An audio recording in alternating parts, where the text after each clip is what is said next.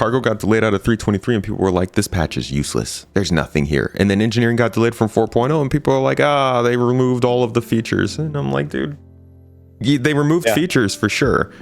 And it's annoying that they're not all coming at once, but it's crazy how much there's a psychological difference in the way that you accept that, because I do think that 4.0 would be like, they could have delayed features to be in 4.0 and made the patch feel much more big. And I guess that's the psychology of marketing and the way that you're presenting this stuff is like, should they have waited to do the MFD stuff in 4.0? Should they have waited to do some of the more cargo stuff? Like if they had collapsed 3.24 and just gone all the way over to 4.0 and tried to release all that stuff in that patch, would it have been too much?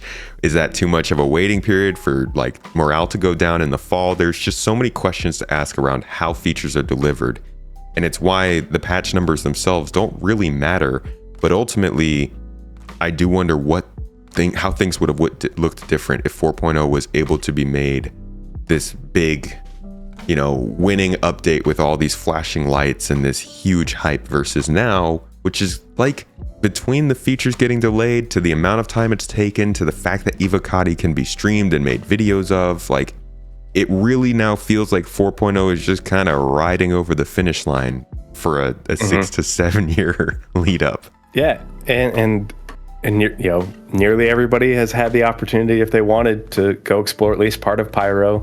And so it's not going to feel all brand new, especially as 4.0 goes to the PTU waves. Having it drip fed doesn't give it the weight that it should.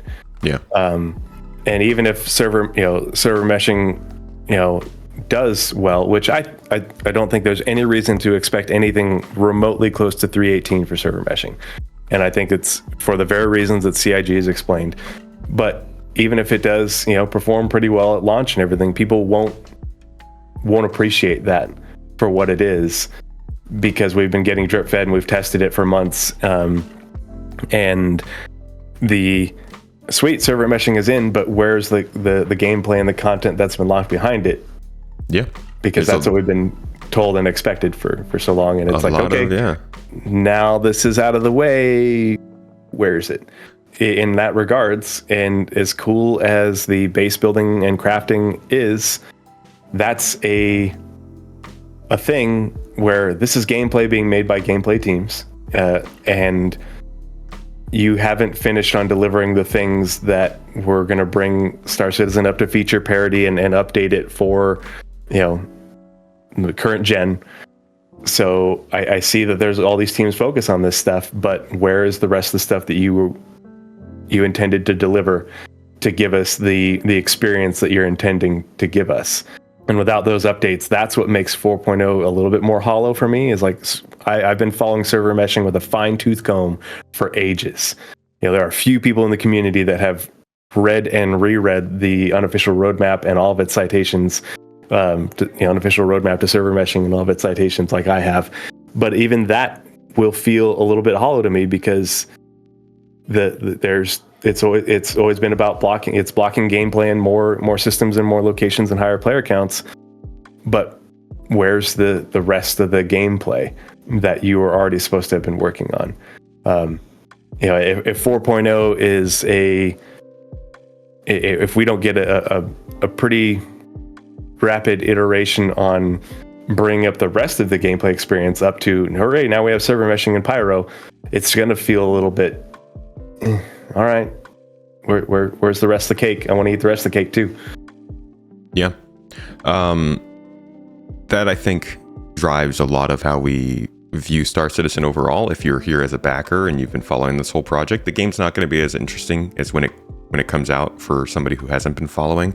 It's the whole new backer feeling too. People jump into the game, they're amazed for a couple weeks, and they start to see the problems. It's the same with server meshing. People who maybe didn't experience it at all or anything about it, they might not actually care, but the people who have been obsessing over it over this whole time are probably going to be whelmed, because it's not doing something incredible, amazing right at the gates opening. But it's a long-term thing, and long-term things don't hit as hard when you've been following them the whole time, especially because a lot of the things that server meshing is going to make better that we've been hyped about for a long time are only made possible by server meshing. They don't get fixed at 4.0 when server meshing comes in. It's like that meme from The Incredibles, the meme gif of, the Mr. Incredible like turns around and looks at the little kid in his tricycle and he's like, well, what are you waiting for?